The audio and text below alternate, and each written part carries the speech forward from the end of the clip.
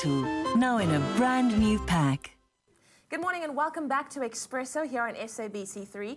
Now this morning we're discussing a very, very important issue, and it's the issue of diabetes.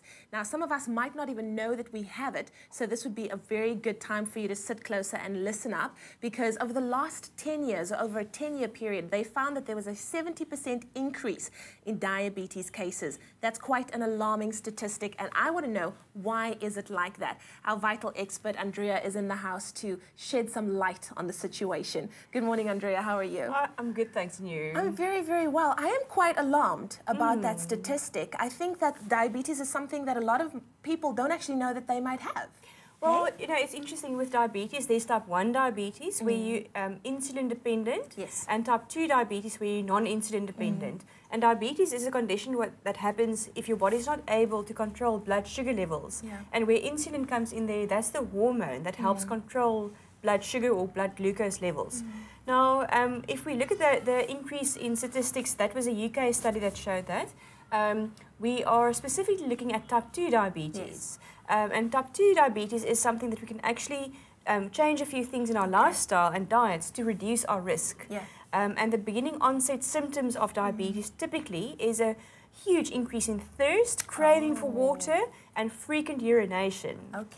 And why that happens is if your blood sugar rises, your body tries to excrete the glucose through your urine. So then you lose lots of water, become thirsty. So that would be one of your warning signals. And who would be at risk of type 2 diabetes? Well, there are two factors to consider. If there's a family history, it's really good of any type of diabetes, type 1 or type 2. It's good to have your blood sugar tested every now and again. And if you suspect, if you've got these symptoms, it's also good to check that out. But another risk factor is also being overweight. And I think that's one of the contributing factors to this huge increase in diabetes cases. In fact, a recent study showed that 80% of type 2 diabetics are overweight. And that's something it's not easy, but it's something that we can control, and it's something we can do something about. So they're making very strong recommendations if you're at risk of diabetes because of a family history, to lose weight if you're overweight. That's quite shocking. But what I also want to know is, while that is something that we should be focusing on, because of course, when you're overweight, you're at risk of so many things, diabetes being one of it. But what can we do to prevent it? Well, I think prevention is a very strong term, but yes, we can definitely look at some cases where if you're at risk of type 2 diabetes, the one thing would be to lose weight. The other thing is they've shown how important a specific nutrient in our bodies is selenium. And they've shown that if you have higher levels of selenium, then your risk of diabetes is smaller, and the blood sugar control is better. So obviously there are selenium supplements like this one, but did you know that the highest concentration of selenium in a dietary source is found in one of my favorites, Brazil nuts? Not just your favorite, my favorite as well. Okay, yes.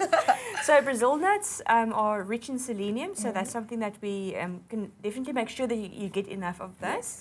And I think then the other important thing is breakfast. I think that's where it starts. Breakfast? You know, they've shown that skipping breakfast is linked with a 20% higher risk of developing type 2 diabetes. Whoa! Do you know how many people I know that never have breakfast? Yes. You know, they say, oh, I'm not a breakfast person, but it's actually, you're putting yourself at risk. That's right, and I think there, if you're from a family where there's a history of diabetes, or if you're overweight, it's really important to have breakfast. A healthy breakfast is really where it starts, and together with the recommendation of eating breakfast, to help reduce your risk of diabetes, it's important to have a low GI breakfast.